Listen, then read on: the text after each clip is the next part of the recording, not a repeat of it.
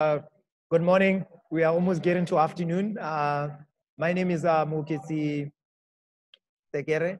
Welcome to this third session of today, where we have Bertil from VC4Africa. Bertil is actually, joining us from the Netherlands today. So today's session is looking at 20 to 30 minutes precisely. At this juncture, I would like Bertil to introduce himself and get running with this session.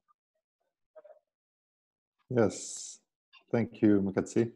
And hello, everybody. Can you hear me okay?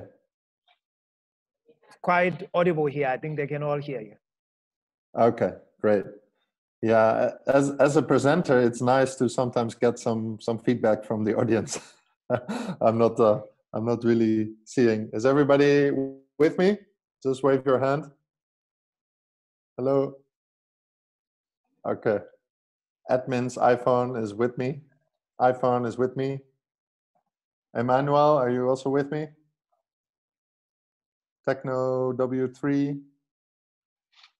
I guess there are also some connection issues here and there. But thank you very much for inviting me, Mugatsi, and I'm happy to be here and to talk to you a bit about what VC4A is doing. So my name is Bertil, and I'm indeed calling in from Amsterdam in the Netherlands, where we are based. And I've been working in Africa since 2003. When I was 22 years old, I worked in Cape Town in South Africa at a newspaper, as I have a journalism background.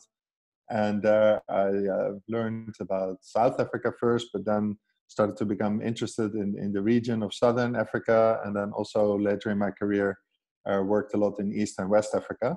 And so basically my whole professional life, I've been working in different parts of the African continent, and first at a media company, and there I met Ben, who is also who became the founder of VC4A. So I was involved with VC4A from the very start back in 2007. And as you know, back then there wasn't so much going on around startup support.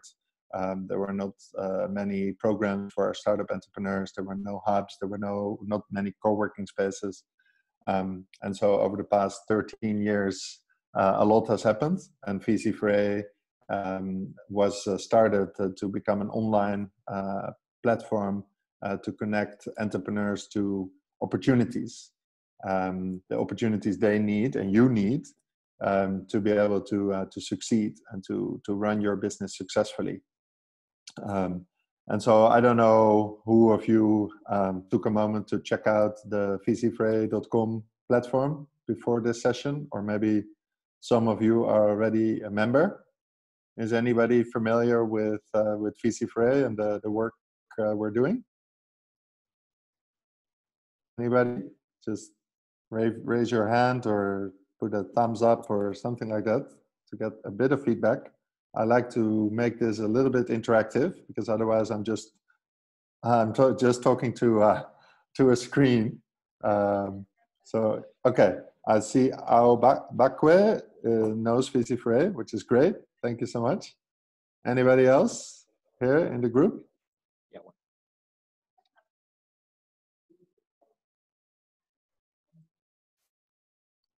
Okay. Guys, please be a bit active in this session. It's really going to make it nicer for me, but also for yourself. If you're just on mute and I don't even see who you are, then it's okay. There's another reaction here. Some people are in the chat. Okay, great. Okay, yeah, so VC4A, like I said, started as an online platform to connect entrepreneurs to opportunities. And over the years, we've been building up quite a large network of companies. So we have more than 13,500 active startups represented on the platform. And what I mean with active is that they have been logging in at least for the past 36 months. And so when they don't log in for longer than that, then their profile is being deleted. So everybody who is on the platform is active for the past 3 years, which we consider to be active. And so it's the largest database of African startups online. And we've been building an investor network on the other side. So we have more than 2,000 active startup investors, early stage investors who have a focus on Africa. We have built a mentorship network, also in collaboration with Jan Botswana and Botswana Innovation Hub and Udugu Institute. I'll talk a little bit more about that. And we work a lot with local support organizations from across the continent. And so what I would like to do, if you allow me, is just to show you a little bit what the platform looks like and how you can leverage it. And then I'm open to answering any of your questions. So let me share my screen with you guys. Oh, it's not possible for me to share. Can you make me co-host, Moketsi, so I can share my screen? Awesome, thank you. So let's. Do you see my screen now? Yeah, I think we can all see your screen. Yes, we can see your screen. Okay, great. Okay, great. Yeah, so let me start with the mentor-driven capital program, where this year we've been fortunate to implement a first program in Botswana together with partners, Botswana Innovation Hub, the Botswana Angel Investors, and Jan Botswana and Udugu Institute, supported by the SIZE program. Sorry, you hear my son in the background, but he's complaining that the video stopped playing. We're all in the same situation with COVID, right? Everybody is working from home, so I hope he will be seeing something on the screen soon. Otherwise, I have to attend to him. Just one second, sorry. Okay, so colleagues, I think just to check while Bertil is organizing himself, please. Very sorry for that. Yeah. So like I said, we've been doing a first program in Botswana this year, and that's also how I got to know Moketsi better. We already knew each other before, but this is the first like on the ground program that we're organizing together, and we're doing that to work with mentors from the private sector and also government to better understand what mentoring is all about. And we connect them to companies from different partners and have a 3-month program where we support the mentors to become better mentors, and after that also stay active in the ecosystem. And actually next week we're kicking off the second cycle. Unfortunately, all virtual because of COVID. We can't travel. But the recent experience learned us that it is very much possible to also do this through Zoom and WhatsApp groups and email. Of course, I would have preferred to again be there physically and to also get to know the people personally, but that is unfortunately not possible, as you all know. And so we're very, very proud and also happy to be introducing this concept of mentor-driven capital, where this operates on the sort of T-junction between what mentorship is and what angel investing is. And we do this because we know that in many ecosystems across Africa, those are the two things that are not as developed as you would want them to be developed, because what early stage entrepreneurs need is funding.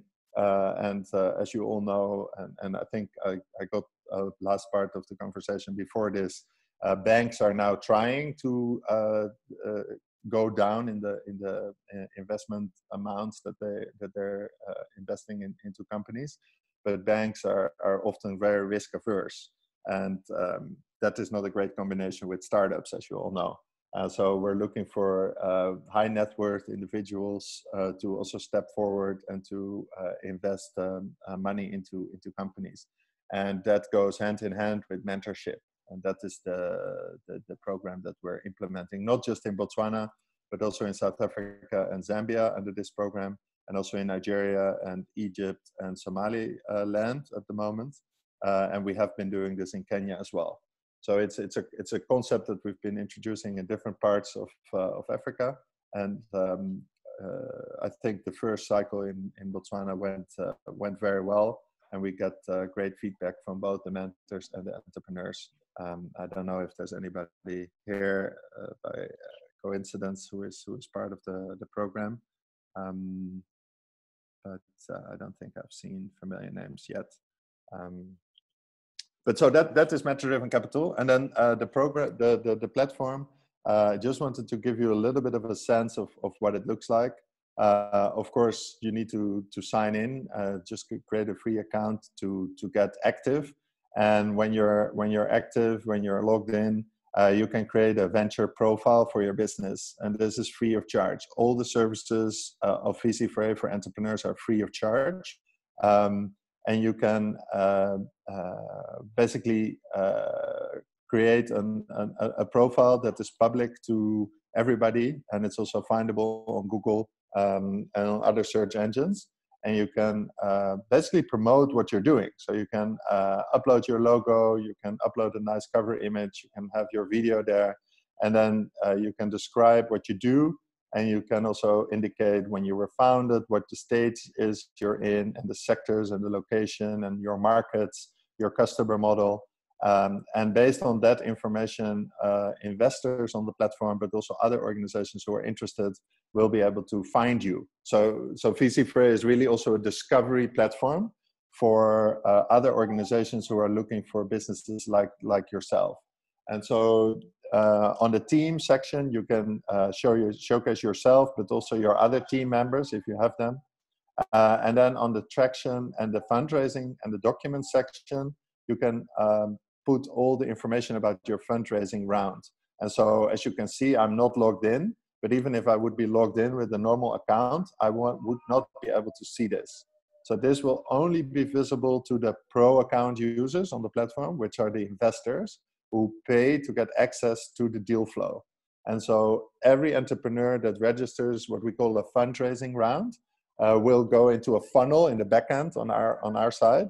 We will review it. We don't do full due diligence because that's not scalable. We cannot go to every entrepreneur and do like what investors do. But what we can do is some sort of a sanity check to see if everything is there and if it makes sense. And if that's the case, we put it onto the platform. And investors have a dashboard and they are able to then find the companies they're interested in. So if they're interested in agriculture in Southern Africa and a deal size of 100,000 and more, when you are raising that amount, then you will pop up in their notifications and in their dashboard. Lastly, you can also talk about the impact you're making. So as you know, some investors are impact investors. So we also make it possible to select up to 3 sustainable development goals, and then also for you to describe the impact you're making. And so that is really, I think, a first step if you want to leverage what we are doing and what we've been building. The first step for you is to create your venture profile. And then you will be also findable on the platform when people are looking for ventures from Botswana, for instance. And so, yeah, I think that is something I encourage you to do. If you're serious about your business, make sure you're listed on VC4A because it will unlock opportunities for you. I've already talked about the fundraising part. So we have a large network of investors, both angel investors and investment funds. We also meet them once a year in Cape Town at the Africa Early Stage Investor Summit. So we know a lot of these investors personally. Around 350 people come every year. Unfortunately, this year it will also be virtual, but next year we aim to have a physical event again. And so, yeah, we know a lot of the investors personally. Then, as part of the mentor program, we're also using the mentorship marketplace.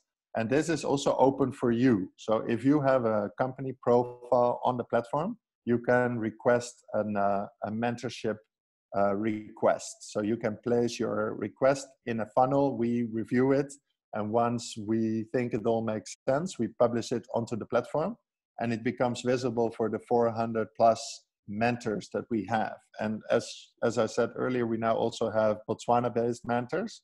So I would definitely encourage you to create a mentorship request when you're looking for a mentor. And we have a mentor newsletter and other ways to make the mentors know about your request. They can check it out, and if they find it interesting, they can accept the request. And then if you check out their profile, you can then also accept it, and then you're connected to the platform and you can start the conversation. We are not a party in these conversations if it's not in the mentor-driven capital program. Same with the investors.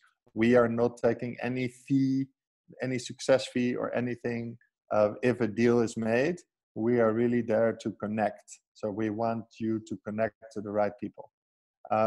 Then there's the program section.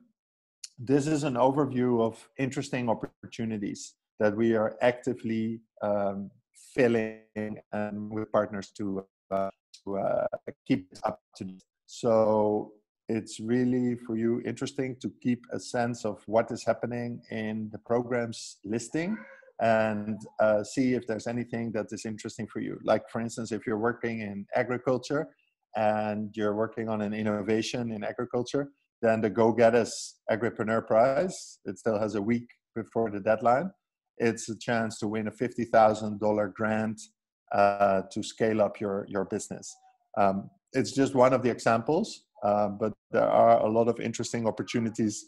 If you're in AI, there's a program here, there's an investment grant program from GIZ. There are all kinds of other interesting programs for you. And we also send out a newsletter twice a month with an update on the programs and also events. So now the event section is a little bit empty because there are not so many events happening. But we really put a lot of effort into making these overviews complete. And then last but not least, especially not least, because this is a resource that I really want you to know about, which is the VC4A Startup Academy. And again, this is free. You don't need to pay to enroll. You can do it whenever you want. The modules and the courses are open all the time. And what it brings you is 4 courses for entrepreneurs and 1 mentor course on starting your business when you're just starting, of growing your business when you're already running your business and you want to know about how to grow it, how to improve your business model, and how to build partnerships and how to build traction. Then there's a finance your business course where you learn about fundraising and pitching and preparing all your documents. And then there's sounds a bit boring, but it's super important when you want to fundraise, is all about the legal side of your business. And it's not sector specific, and it's also not country specific. What we've done is we've taken the most important startup lessons from across the board, and we've interviewed over 80 people who are active in the startup ecosystem across Africa on the investor side, but also successful entrepreneurs and people who work for accelerators and incubators who are sharing their knowledge with you as an audience. And so people like Fusi Tembekwayo is there, Jumane from Sahara Ventures in Tanzania. We have quite an interesting group of people, Takunda from Tech Village in Zimbabwe, from South Africa, from Kenya, Nigeria, really from across the board. And these people are sharing their lessons with you. And so each module starts with an introduction where you can just watch a presenter who is introducing the topic to you, and then it's followed by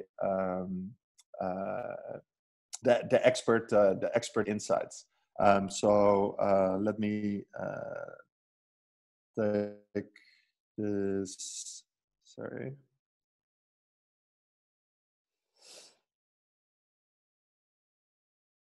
Oh, yeah, that's what you always will see when you do a live demo. So when you go in, you can view a module, and here's the presenter introduction. And then when you go next, you see the first expert insight, and then the second one comes after. And they're pretty short. They're maximum 3 minutes. And if you prefer to listen just to the audio, you can listen to the audio only to save bandwidth. But we've also taken the effort to transcript everything. So you can also read it under the video or under the audio if you want to save internet costs. And then at the end of each module, there's a quiz. And when you've answered all the quizzes correctly for the course, you get a certificate. It's a certificate of completion. And it will also have your name on it, and the course and the date. And you can, for instance, use that when you talk to investors to show that you know a lot about the Finance Your Business course, for instance. And so that is VC4A in a nutshell. Once you put your company profile there and you make sure it's really as complete as possible, you can raise funding, you can put a mentorship request out there, you can apply to programs, and you can learn on the academy, and it's all free of charge. So that is what I wanted to share with you. And I hope you have some questions for me. Let me know what you want to know.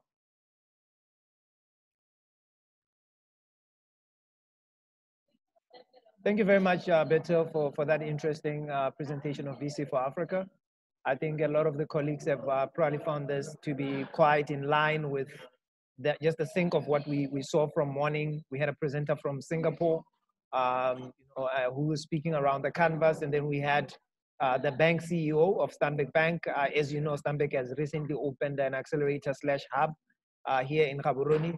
And now we are actually seeing that some of the questions we're asking is there a platform where you can directly meet a resource or a capability to help you the startup. So I think you have just shown them that tool already exists. Specifically coming back to questions, colleagues, I think you just need to raise your hand, then we unmute you, or you can just write your question in the chat box, and then Bertil will be able to pick it, or I will pick it, and then I'll phrase it for him so that he can respond.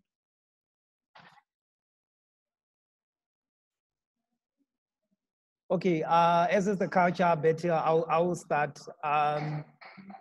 Specifically, I know a lot of the successful startups in the continent have actually fundraised using VC for Africa. Your perspectives around what you have seen in Botswana, which I think in my view is still really nascent and early stage. What is the focus point for what you have seen over the last cohort that we had, vis-a-vis the second one, and this one now that may apply into the platform? What do you think is the quick win to be able to get an investor to quickly contact you? Because already there is this matchmaking that happens and this funding and deals that happen in a platform like this. What's your advice? Yeah, so I think what is really important to understand when you're building a business is, what kind of business you're building and what kind of investor fits that model. And so what we also try to communicate in the Finance Your Business course is that there are different funding types. And the better you understand what kind of a business you're building, the better you understand what kind of funding you need, the better you reach out to the right funding organizations. Just to give a very, very simple explanation of that is that, and I'm sure many of you already know this, but when you are building a traditional business, like an SME type business, then the path to scale is rather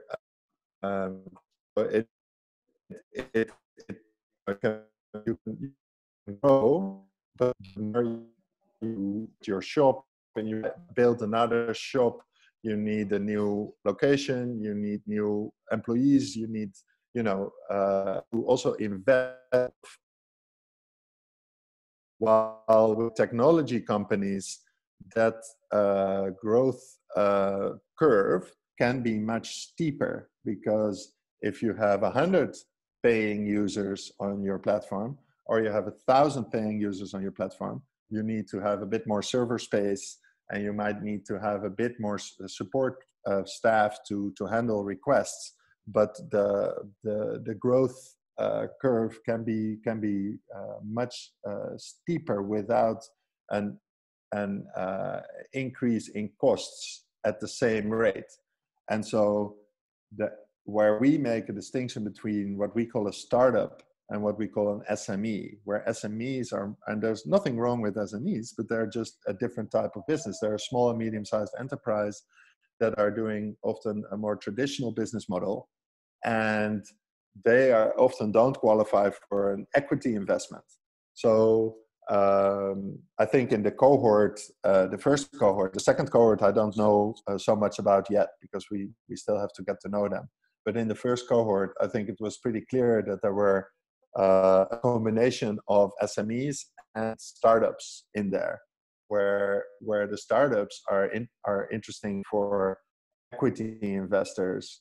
And many angel investors are also equity investors. They don't just want to invest money and then get the money back with an interest. They want to become an owner of a part owner of the business and grow with the business. So when business grows, their shares also increase in value.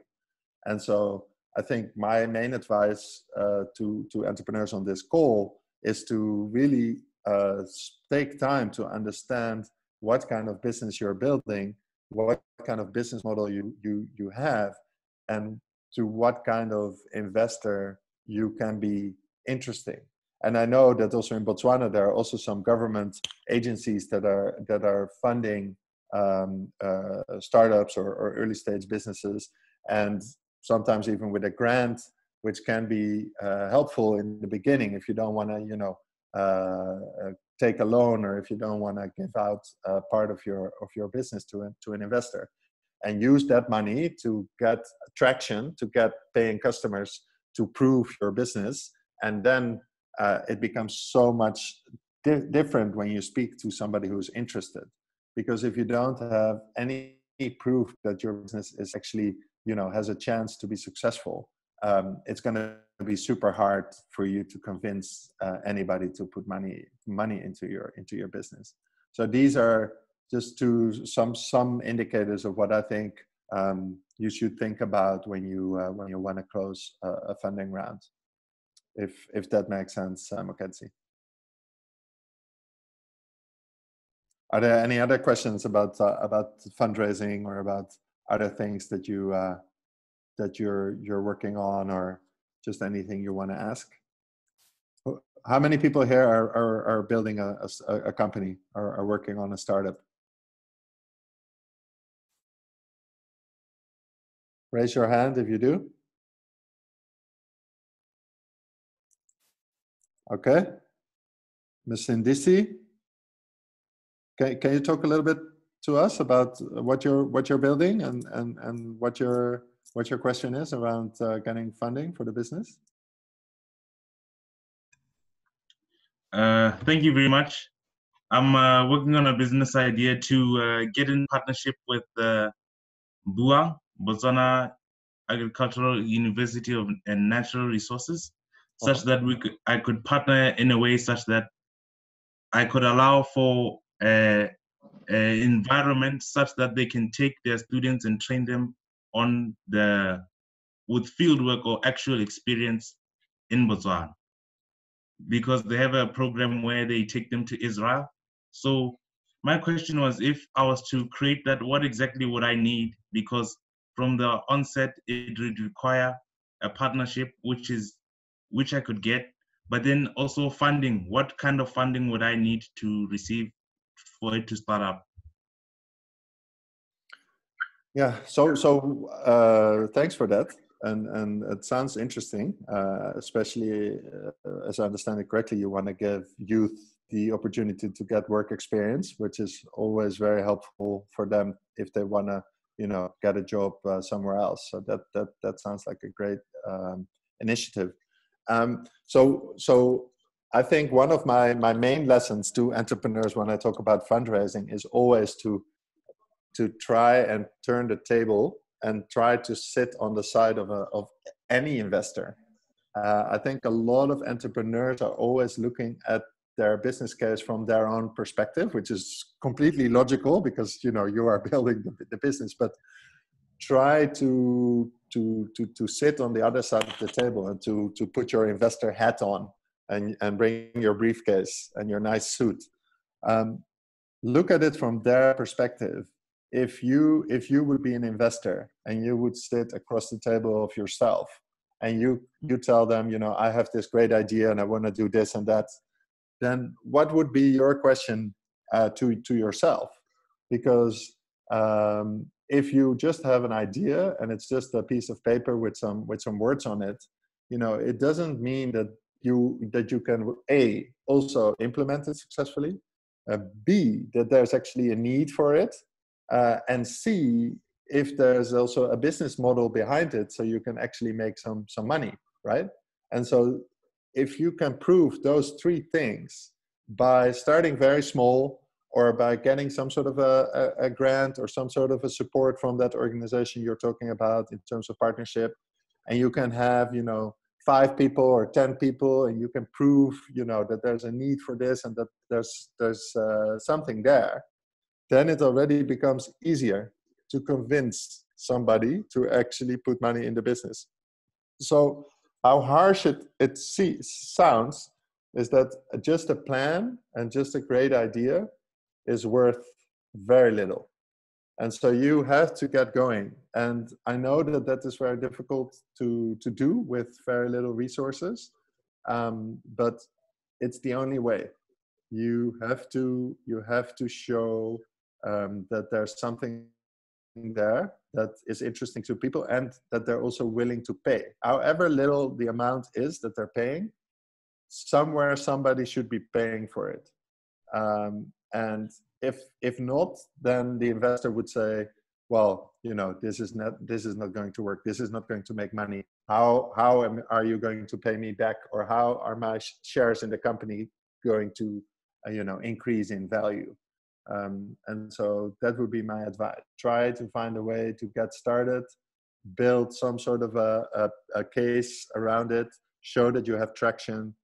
Maybe in the US, there are some companies that raise money, with just an idea. I think that was also in the past, like just raising money with an idea, I don't think is possible anymore. And in Africa, I've never seen that really happen. You have to show that you're onto something. I hope that helps or that makes sense. Yeah, it's maybe not the answer you were looking for, but it's the reality.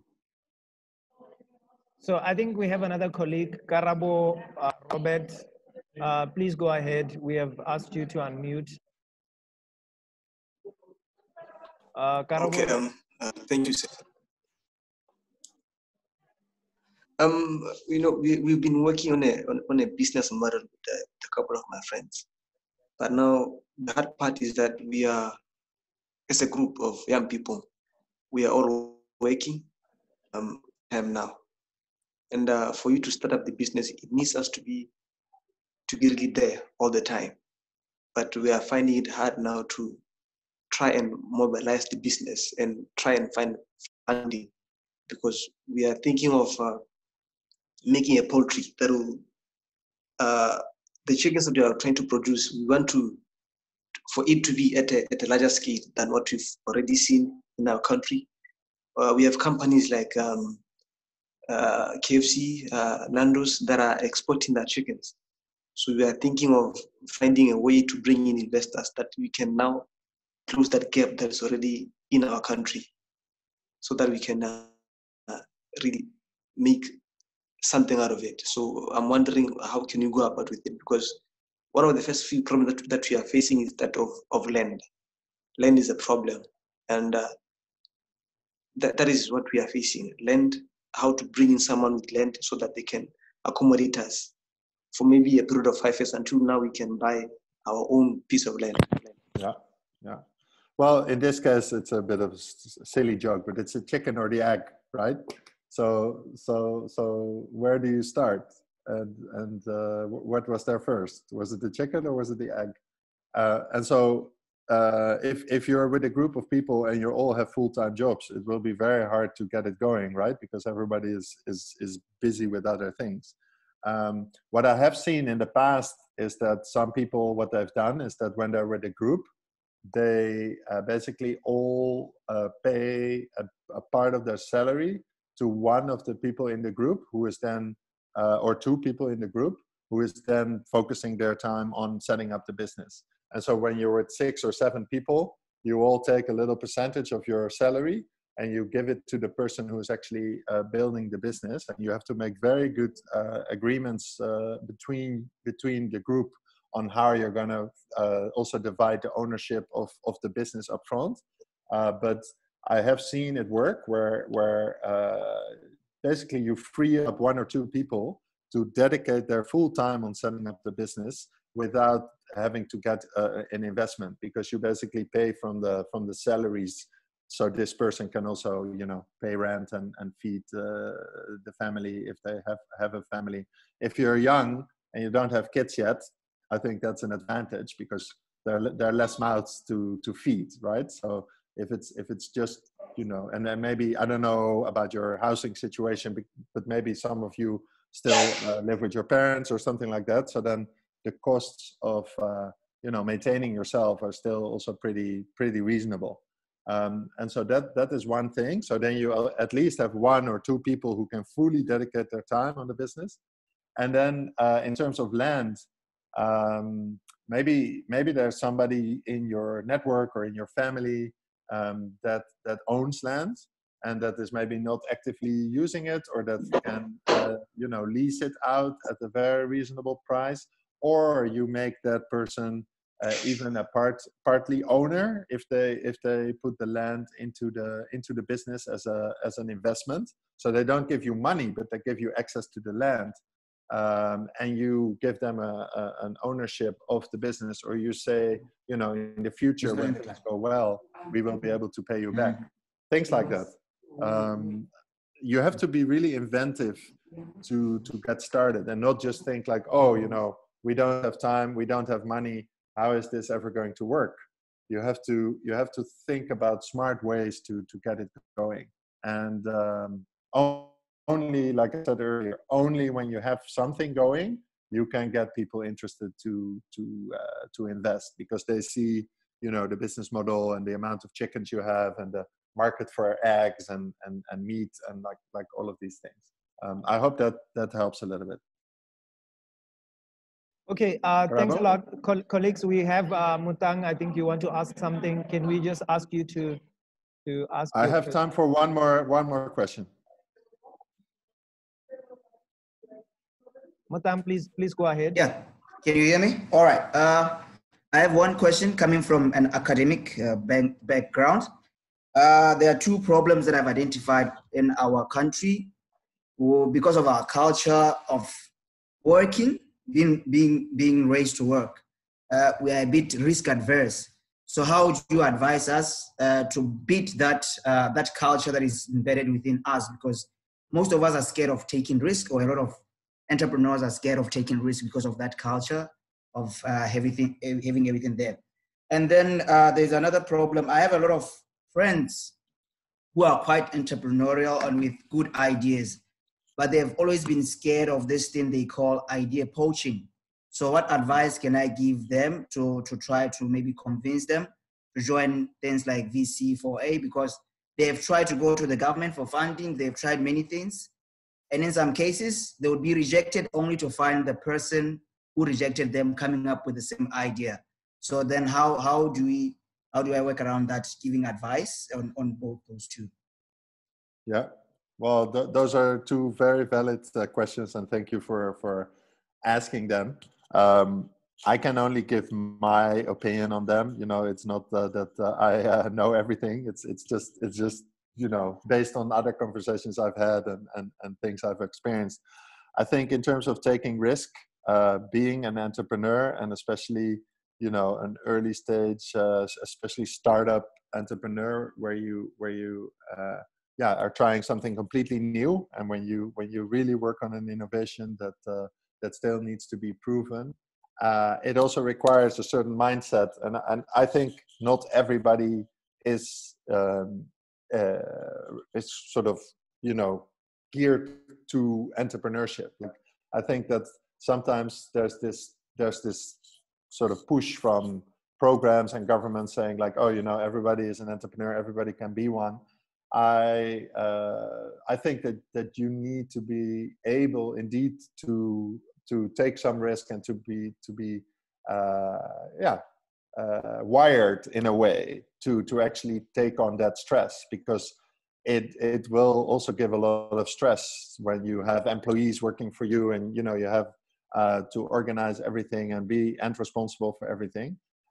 So that's the first answer, is that I don't think everybody is wired in a way that they can take on that kind of responsibility and stress.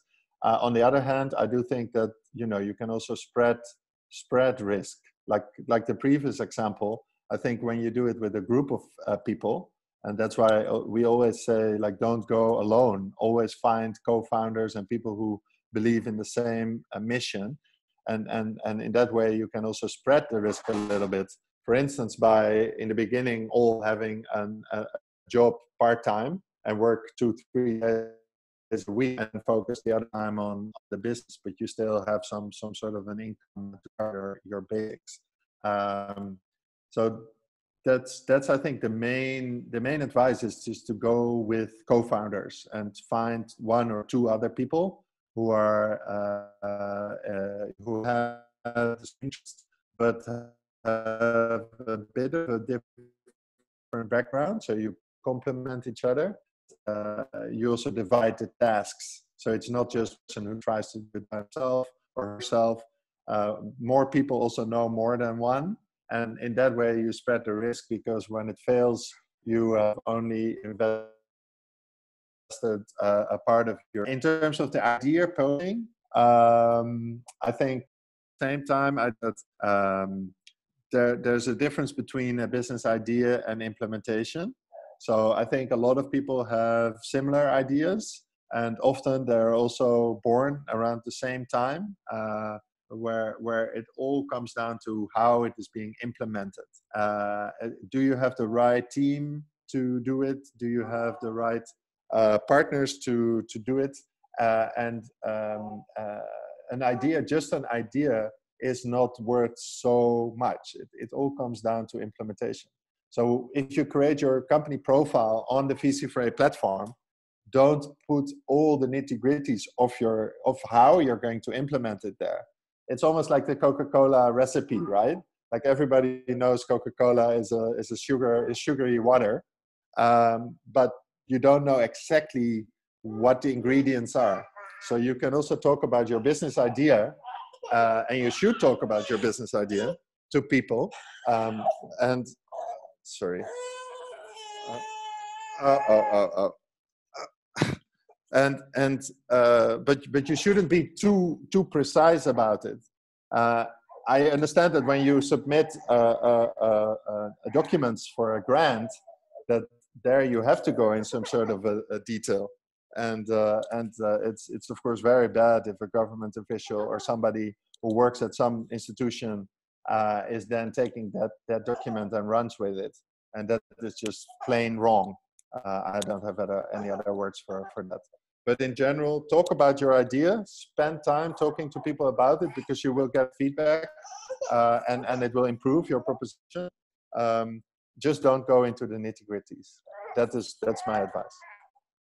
I think I've reached the time that my son is entertaining himself, so I have to go, unfortunately. Maybe you wanna just see him, so so you can wave. And yeah, if you have any other questions about VC4A or about the work we're doing, please ask Moketsi. He has my email address. It's Bertil at VC4A.com.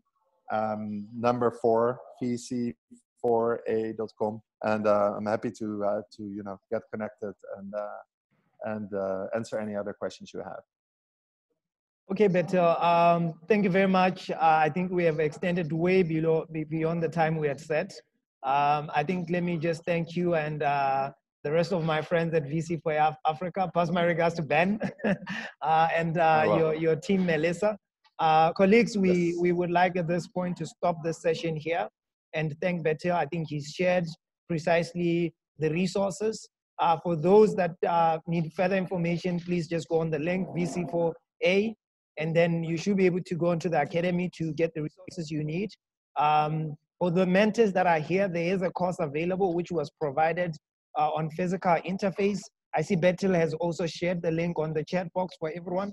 Please go through that link. You can freely register for the platform, and then you'll be able to interact and register yourself either as a startup or as a mentor.